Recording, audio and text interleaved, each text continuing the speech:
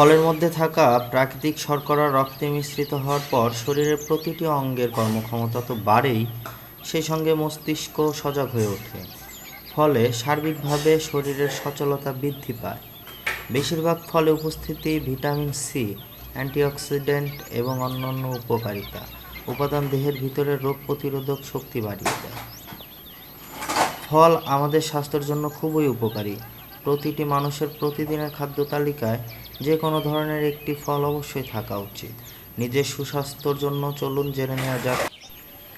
1. অনেক বেশি পরিমাণে ফল খেলে আপনার শরীরে খুব সহজে রোগ দানা বাঁধতে পারবে না। 2. ফল আপনার স্বাস্থ্য এবং আপনাকে শক্তিশালী করে তোলে। 3.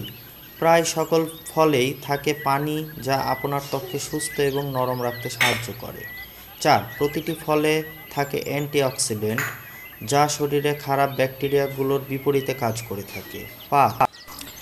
ফলে থাকে প্রচুর পরিমাণে ফাইবার বা আঁশ, যা শরীরে মেদ জমাতে বাধা দেয়।